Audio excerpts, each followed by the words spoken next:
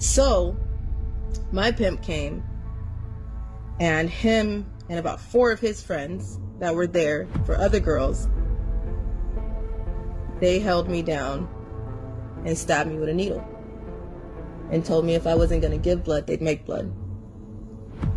But they were stabbing me somewhere else.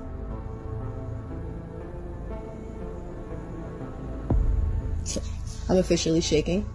So we're done with this conversation. The first time I met Oprah, I was 15 years old.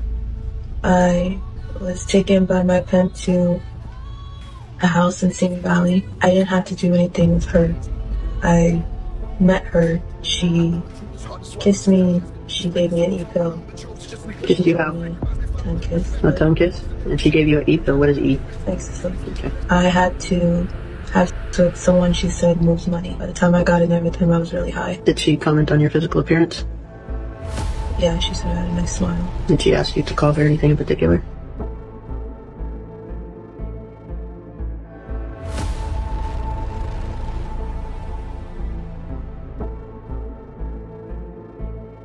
They can't threaten me. I'm already scared.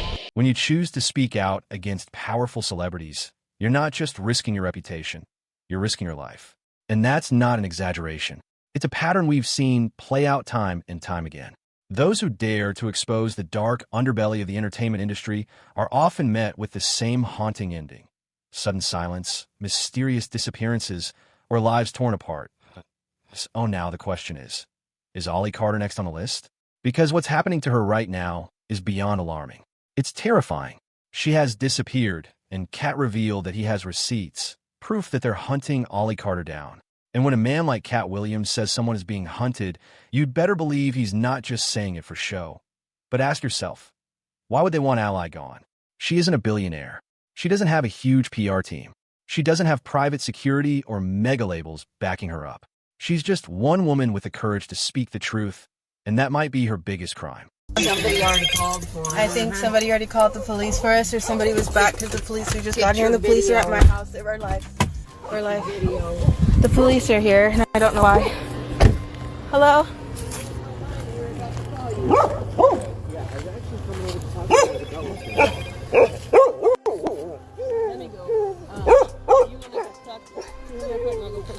Yeah. Hi.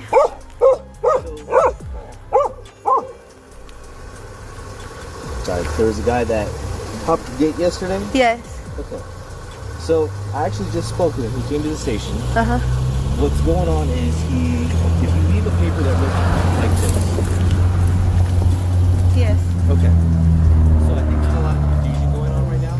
He came to the station. He has his license. He has all kinds of referrals. What he's doing is he's selling life insurance. And he admitted he was dead wrong for hopping the gate. His thing was he has a referral for a Shelly Carter. Uh-huh. Try to set up life insurance. Uh-huh. So that's why he hopped the gate over to the front door. He hopped the gate for life insurance? Sir, he hopped the gate for life insurance. Can you tell me how that is okay to hop this gate for life insurance when I have a dog and a pig here? I'm a human trafficking survivor. Okay, I understand. So him hopping this gate was trespassing my house, am I right? Yes, you're right. So can I press charges? You can, but he's already gone. He's already admitted to everything he did. I don't see the point in pressing trespassing charges when he came and told on himself. You don't see the point in pressing charges? If you want to press I charges, want to press charges. He jumped over my gate, okay, so then sir. What's your name? Not even at the driveway. He was here. I understand. And we have it on video. I've seen the video. So, I've seen the video. Who called you? He did. He called you? He called us. He wanted to report everything that was going on. He wanted to show the video on Instagram. He hopped my gate and then he called you? Yes. Okay. All right. Okay. Okay. Yes, I am recording this.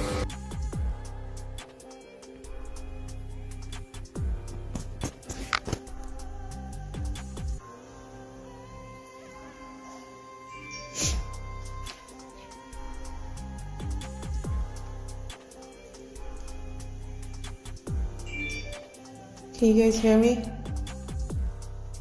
Can you come on? Can you tell me if you can hear me, please?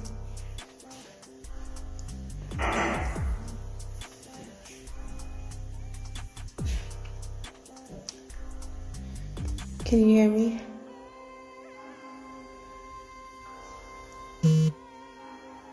Yes. IG. Yes, Facebook. Alright. I'm gonna make this quick. Somebody introduced me, told me about a Bishop Gators today. Look him up. Bishop Gators. Just look him up. Do what you will to take your own opinion. But survivors, this is how it goes. I decided to speak out. I decided to tell the truth. And no matter what, freedom is not free. So you guys remember where I'm standing, because this is where that bonnet video, that took off so viral and brought all of you guys to us. We appreciate you. But we lost our house. We lost our finances back in December. We're not gonna ask you for money, but I just wanna tell you the truth, because this is how it goes. You get pressured, attacked, harassed, stalked, and hunted down for your own information. You get victimized again by people who wanted to argue a back and forth this week like that mattered. Okay, you had Stu Peters and Timothy Charles Homestead going back and forth, and nobody has even bothered. Not that I give a damn, and not that I understand that you guys are gonna be that selfish, but nobody has bothered to apologize for all the hell that has happened. But you guys were arguing back and forth, and in that meantime, we lost our home. You don't believe me? Here you go. What once was a full house, we were still paying rent on our house. What we were doing this whole time was moving everything, because our house is gone. Our house is gone. This is the price of speaking out. This is the price of speaking out. What was our beautiful 3-bedroom acre home on 21225 Standing Rock Avenue, because everybody has the address, because organizations that were attached to Marx, Sawyer, and many other organizations decided to put out the address, my license plate to one of my cars, and many other of my so here you go. You can have it, right? Because this is what happens when you speak out. This is what happens when you tell all the truth. This is what happens when you decided to stand up for the children, and when you understand that survivors don't just get to do a seminar, and when you understand that survivors don't just get to just be and then show up somewhere and talk and monetize everything that they're saying. When you realize that then you will understand. Look at the tactics and pay attention. Recently, while staying in a temporary house, a man came to the door claiming to sell insurance. Seems harmless, right? Wrong. This man trespassed. He wasn't just there for insurance. CCTV footage shows him leaving the house with a suitcase, and no one knows what was in it. No one knows what he did while inside. Ally believes he had higher plans, and frankly, everything about the situation screams set up. So she did the right thing. She called the police, explained what happened, and asked them to take action. But the response? A slap in the face. They brushed it off. No urgency, no investigation, no answers. Hey guys. Just gonna wait for a few people to come in before we start talking. But this video will be shared to my timeline in just a second.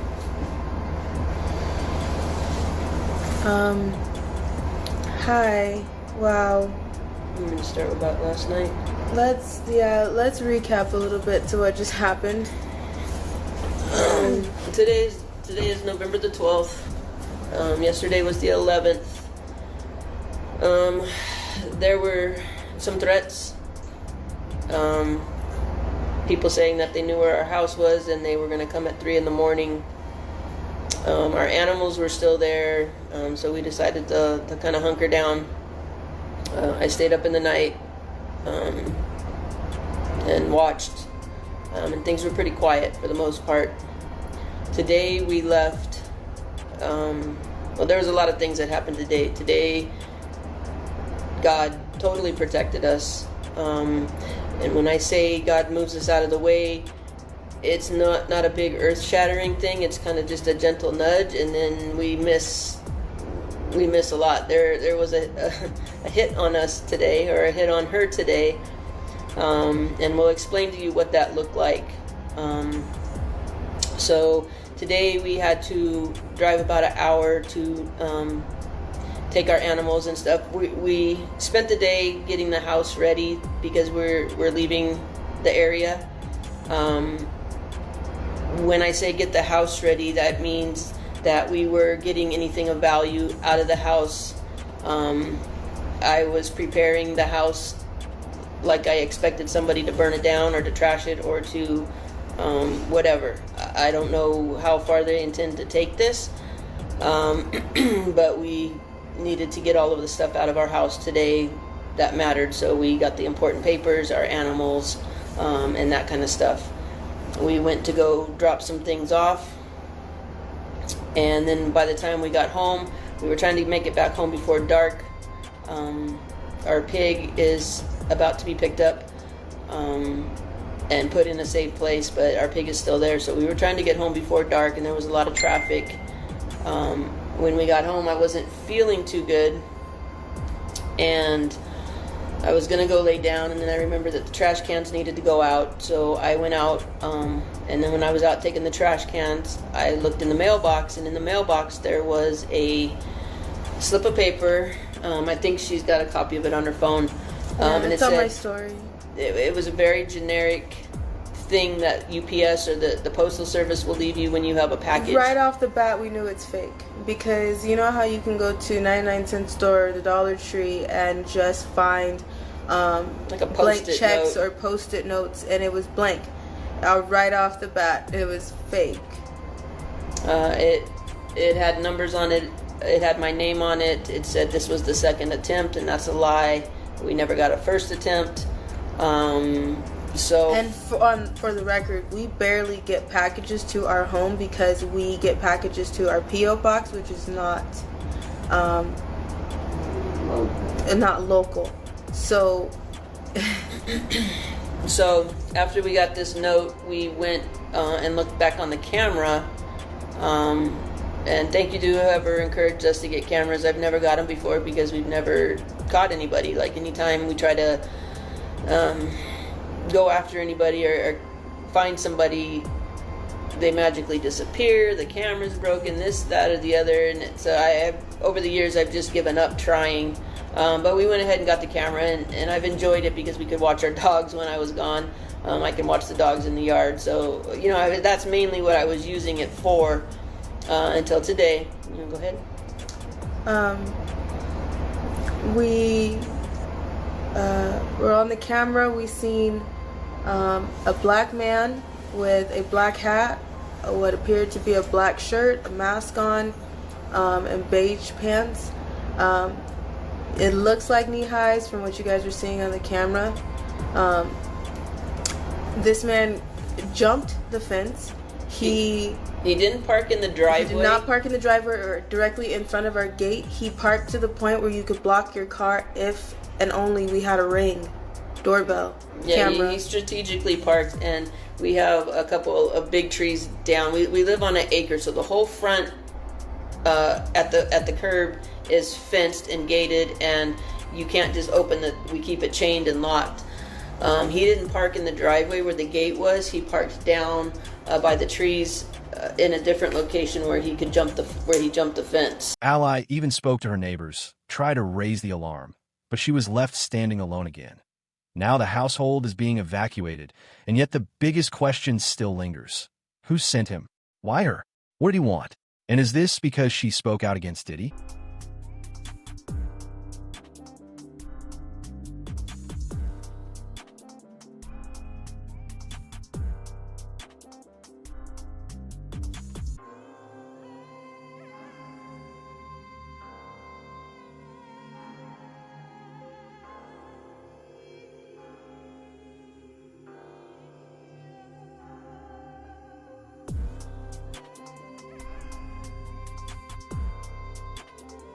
Now, when we went to speak with our neighbors, we spoke with a neighbor who told us that he was there for 30 minutes.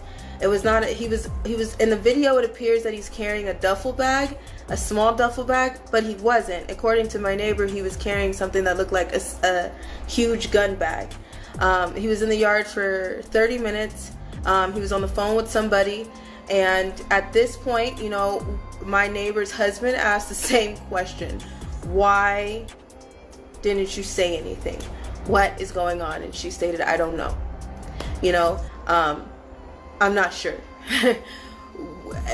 We were both just as shocked, but she doesn't know. She told me he looked like a businessman. But I asked her, did he have any identifying logos? Did he have anything identifying on his car? And she stated no. So my thing is, what is a businessman? Okay, the issue is there is no USPS, there is no FedEx, there is no UPS, and there is no package that is that important to trespass and jump over someone's fence to come into their yard. I called the number that was on the slip and there was no answer. I made sure that I left that message for that person, letting them know that I know that you who you are, and there's no reason to try to call back and try to give me some excuse of what package you had, because we don't get packages like that, for number one. For number two, there's no package that's important to step onto, to trespass and jump over onto someone's property. If my dog bit them, if my pig ate him alive, if he got COVID, we would have been sued. So yeah, he wasn't there. This makes, come on now, okay? I'm happy because we finally got someone on camera. I'm happy because you guys are seeing and you are able to tell.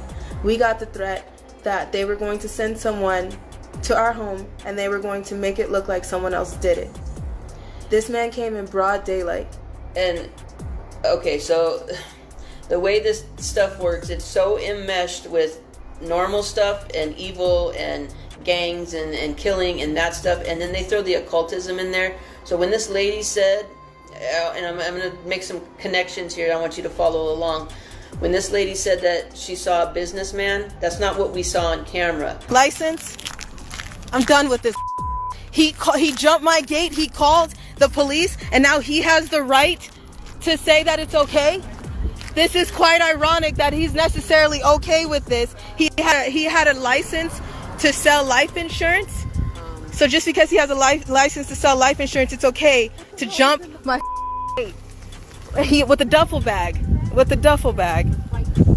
for life insurance. Okay. An honest mistake would be a normal person parking in the driveway. Here's the incident number for what you want. Thank you. My employee number's on there as well. Thank you. You can call and complain if you want. If you feel I want to press charges. How do I press charges? I'm going to take care of all of that. I want to talk to your supervisor. I want your supervisor.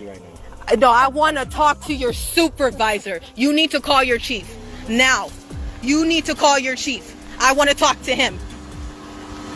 That's bull. It's you know that this is bull. This is something. I want to talk to your chief. Get him out here, please. I'll actually, Grandma, get on the phone and call the chief. Grandma, get on the phone and call the real police, please. Call the real police? Yeah, because I'm done with this. How is this okay to trespass on somebody's property with a life insurance and license? You got to tell me how that is okay. I would like somebody to tell me that's okay. I'll actually get on this phone and call 911 myself, because I don't get real. I feel like you're full of bull. That's what I feel like. He called you to tell you that he trespassed on my property, and that's okay? Sanders, that's okay? That's okay, Sanders. Okay.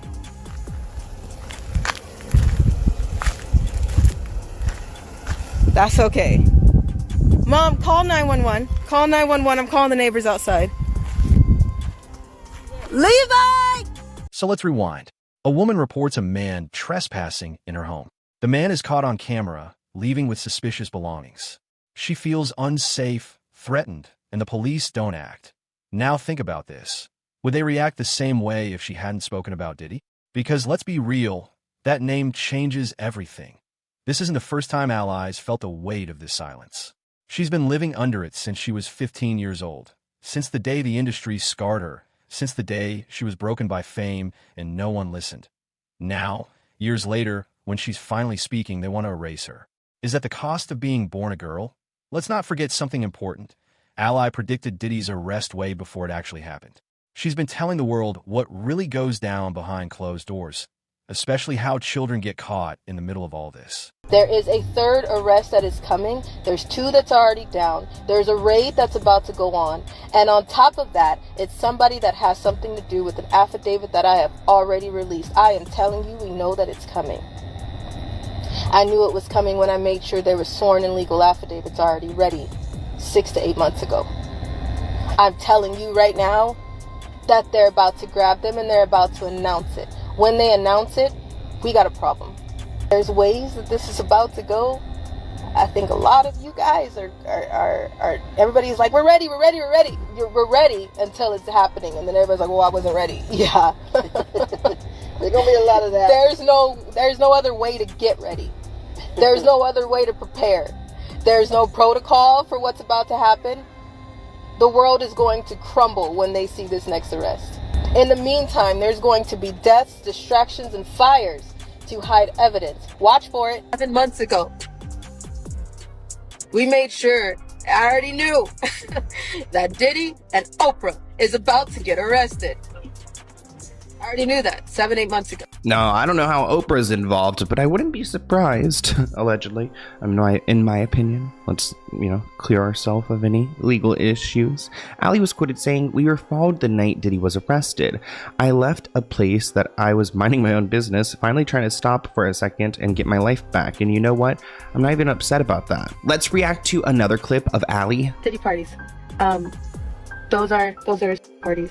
And I was one of the kids that was one of the party favors. And a party favors means that you're set on top of a table and you're used as a toy for anybody who comes across the table or who wants to party at a certain time of night when the music stops. And then the DJ starts flashing all these lights and they close the doors. And then everybody turns into like a frenzy and starts going into a crazed... Oh, God, it sounds like an absolute nightmare. ...animal-like demonic state. And you have no idea what's going on. And yes, there was a time where I was just like completely don't give a happen. And I was the type of kid that thought that, you're in the presence of royalty and they make it seem like you're in the presence of Hollywood. So you should be honored and you should be appreciating that you're there. And I was that person. I totally acted like that. I was like, oh, it's fine. It really doesn't matter. I was not brought or traded for, but that didn't matter to a few celebrities that were there. It's not just celebrities. There's a lot of different people. They called it an all black party, but it was mainly because a lot of the party favors were black kids. I was in the care of Riverside County Child Protective Services at the time. I was 15, barely 16. The industry has a long history of turning a blind eye to young victims. They silence the survivors. They pay off witnesses. In an Ally's case, they try to make her disappear, but Ally never forgot what happened to her at 15. That moment changed everything, and it's the reason she's still speaking out today. Ally says her life was forever changed, not by choice, not by mistake, but by design. A system built to break young people and silence them before they even understand what's happening to them. She's spoken out about being taken advantage of by people with power, by people connected to the same circles. Her story is gut-wrenching. She was just a teenager, a kid. But instead of being protected, she was allegedly passed around and traumatized beyond belief.